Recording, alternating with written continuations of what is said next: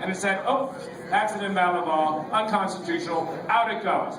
There was no marijuana federal law at all, okay? And so they was like, Governor, oh, we got to do something. So they came up with the Controlled Dangerous Substance Law. And they divided it into 3 categories. It's addictive properties, it's medical properties, and how safe it was. And the most dangerous was up at the top, number 1, and the various other things were down below in Schedule 2, and Schedule 3, and Schedule 4, and Schedule 5, right? And Congress was preparing this law, and they were stuck. They couldn't figure out where to put marijuana. So there's like, we're stuck. So what do? They went up to the White House, okay? And President Nixon at the time, I think he was more involved in the Watergate break-in at that point in time, said, put it in the most dangerous category as a message to the kid. And that thing resonated for decades. And that's how it got into being a Schedule 1. There's no studies, nothing at all that says it's deadly addictive and medical use. So you tell your friends and your relatives that story, okay? But anyway, now let's skip forward to the future. I'm going to skip over a bunch of things so we can listen to the music.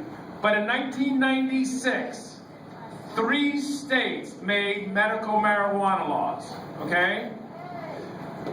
California, everybody knows that. Who knows number 2? Come on, let me hear you. No, come on, give me a state. Wrong. Colorado, wrong. Montana, wrong. No, it was Arizona.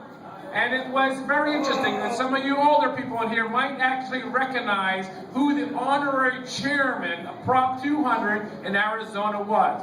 He was the father of the American conservative movement, Senator Barry Goldwater. Okay? You know who that is. Okay? All right. The 3rd state, very few people know who that 3rd state is. You're in it, is Ohio. In 1996, they had a medical marijuana law. In 1997, they made it the priority bill by then Governor Voinovich to get rid of it. Okay, and today we live with that law. As a consequence of that law, people lose their driver's licenses. Cancer patients cannot even bring it up to their jury that says my oncologist supports this. That law in Senate Bill 2 prohibits that kind of speech. Okay? So, what happens? I'm going to skip far into the future. Okay? But in 2014, we now have 23 states and 2 states that said legalize marijuana. Okay? And we're going to have 3 more by this November. Okay?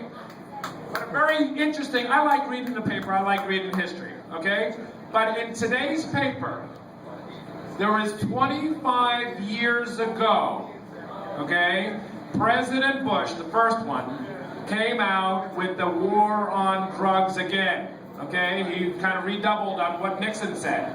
And then he authorized all sorts of things. And we see them today. You saw it in the Ferguson paper where the police now have all these military garb. Okay, that was the number 1 priority. Okay, but here's what happened. In that same year, in 1989, marijuana legalization and the polls was at its lowest point.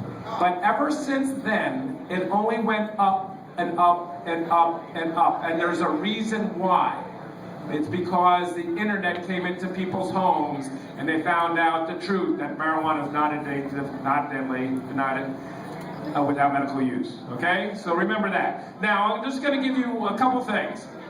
One of the things, what you can do, you can join NORML, you can come over here to the table and join, you can buy stuff, okay, that helps, we can take the money and we can help turn it into political kind of speech and literature and all that good stuff, okay. The next thing you can do is you can help the marijuana petition effort. You can start a conversation in your homes with your aunts and your uncles and your grandmothers, and you'll be surprised what happens.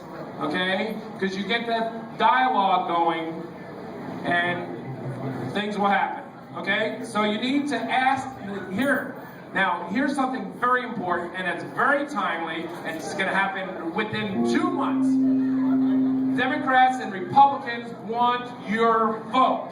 So you need to go to these various little political activities and ask questions like, do we really need to take people's driver's license away? Do we really need to prevent cancer patients from getting marijuana? So make them think, okay?